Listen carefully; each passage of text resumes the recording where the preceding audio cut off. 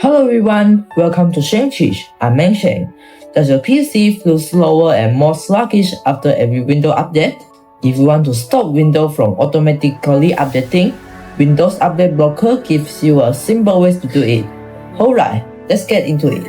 Firstly, search Windows Update Blocker in your browser and then click the GitHub's website. After going into the website, click Code button and then click Download zip.